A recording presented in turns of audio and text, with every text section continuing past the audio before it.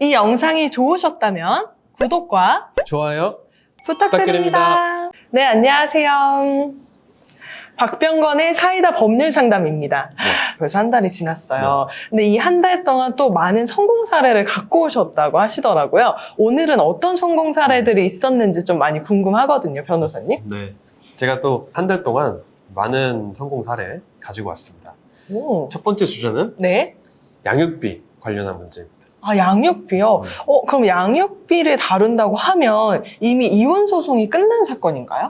그렇죠. 이미 이제 부부가 이혼을 했고 그 이혼 소송에서 자녀의 양육자를 누구로 정할지, 그 다음에 비양육자가 양육자에게 네. 양육비를 얼마를 줄지 오. 이제 한번 정해졌던 사건이죠. 아. 그런데 이제 그 후에 사정 변경이 생기면서 원고 측에서 한 번 정해진 양육비가 너무 과하니 아. 좀 감해달라라는 오. 청구를 해온 거죠. 이제 한 번 정해진 양육비를 이제 변경하는 청구를 하는 것을 우리가 양육비 변경 심판 청구라고 합니다. 오. 아, 그럼 양육비를 변경을 할 수 있다는 거는 물론 원고가 이제는 뭐 좀 이렇게 낮춰달라고 지금 부탁을 한 거기는 하지만 혹시 그럼 올릴 수도 있는 건가요? 네, 가능하죠. 그렇구나. 양육비를 네. 내리고 올리는 걸 다시 정할 수가 있다는 거예요? 네. 쉽게 말하면 이혼을 할 때 네. 한 번 정해진 양육비 내용을 이제 법원의 결정을 받아서 올릴 수도 있고 내릴 수도 있는 건데 이제 가장 기준이 되는 게 이 양육비를 증감하는 것이 우리 아이에게 어떤 영향을 미치는지, 우리 아이의 성장과 교육, 복지 등을 고려해 봤을 때 증감하는 것이 과연 타당한지 이런 기준을 가지고 재판을 하는 겁니다. 설명을 한번 듣고 싶습니다. 그리고 또 이게 성공 사례다 보니까 변호사님께서 이걸 또 어떻게 승소하셨는지도 좀 많이 궁금하거든요. 네, 이제 이 사건 아까 말씀드렸듯이 저희가 피고 측이었습니다. 이제 원고가 남자분인데 네. 이혼을 할 때 저희 의뢰인이죠. 여자분이 아이를 키우기로 하고 이 남자분이 우리 여자분 의뢰인한테 양육비를 매월 70만 원을 주기로 한번 정했었습니다. 네네네. 여러 가지 이유로 자신의 경제적인 그 부담도 좀 늘어나고 양육비를 70만 원씩 지급하기가 부담이 되니 맞아요.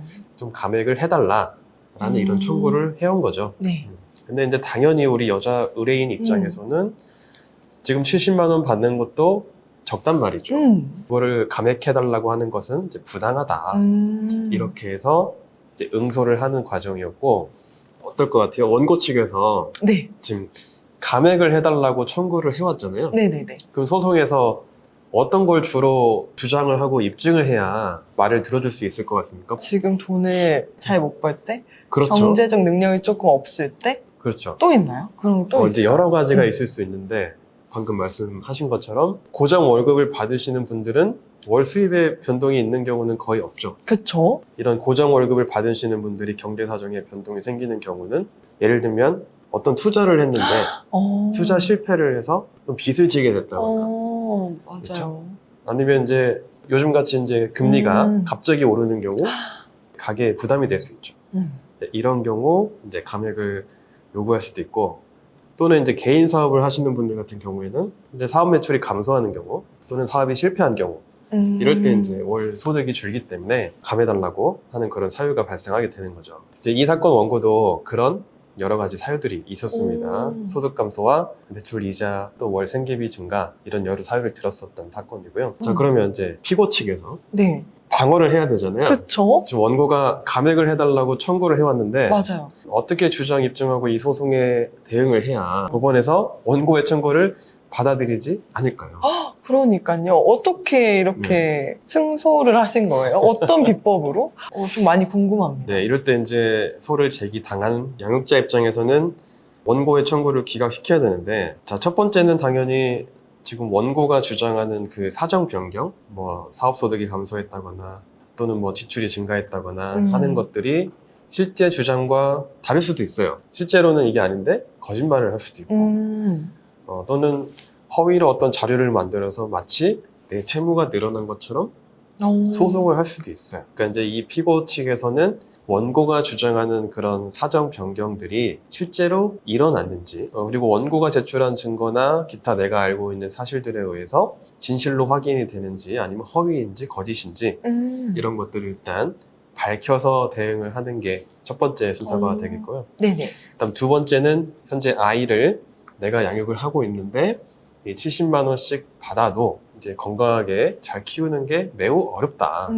오히려 감액할 게 아니라 증액을 해서 우리 아이 잘 자랄 수 있게 해야 된다. 방금 말씀드린 그 두 가지죠. 이제 원고가 주장하는 그런 사정 변경들이 실제로는 이제 일어나지 않았다는 취지. 그리고 이제 두 번째는 현재 양육 상황이나 경제 사정 등을 적극적으로 밝히면서 이 아이를 내가 홀로 힘들게 양육하고 있는데 그러니까. 지금 받는 70만 원으로도 매우 부족하고 원고 청구처럼 이걸 감액해버리면 우리 아이가 올바르게 성장하는 데 있어서 매우 악영향을 초래한다. 이제 이거에 대한 이제 주장 입증을 적극적으로 하면서 결국은 법원에서 이제 우리 원고의 청구를 기각하는 그런 승소 판결을 받았던 거죠. 아, 진짜 엄청나게 감사하게 생각을 해주셨을 네. 것 같아요. 예, 많이 감사하셨는데 사실 아이를 키우다 보면 변수가 너무 많이 일어납니다. 그럴 것 같아요. 더군다나 이제 우리가 부부가 이혼을 하고 혼자 아이를 키워야 되는 입장에서는 경제 활동도 해서 소득도 얻어야 되고 아이도 키워야 되고 두 가지를 병행해야 되는 문제가 있기 때문에 일단 양육자 입장에서는 양육비에 매우 민감할 수밖에 없거든요. 그쵸. 물론 또 반대측에서 우리 원고처럼 소득 감소나 대출 이자의 증가, 뭐 생계비의 증가로 인한 어떤 경제 사정의 악화 이런 것도 충분히 발생할 수 있어요. 이 영상을 보시는 분들 중에 같은 고민을 겪는 분들도 있을 수 있는데 양육비를 감액해달라고 청구하는 입장이든 증액해달라고 청구하는 입장이든 어느 쪽이든 간에 이제 사건 본인, 우리 아이, 자녀의 성장 그리고 교육, 뭐 복지 이런 걸 기준으로 해서 어떻게 소송에 대응하고 이제 주장 입증을 해나가야 되는지 이런 걸 이제 자문을 통해서 네. 이제 얻어내는 게 그리고 소송을 진행하는 게 중요하다고 볼 수 있겠습니다. 본이고 생계가 연결이 되어 있다 보니까 변호사님께 뭐 자문을 요청하거나 상담을 하면 언제든지 이거는 상담이 또 가능한 거기 때문에 그런 분들은 한번 자문을 요청해 보시면 좋을 것 같습니다. 상황에 맞게 대응하는 방법도 있고 또 어떻게 주장 입증을 해야 되는지 하는 그런 전문적인 부분도 있으니까 여러분들 편하게 자문 받아보시기 바라겠습니다. 네, 그럼 다음 사건도 한번 봐보면 좋을 것 같아요.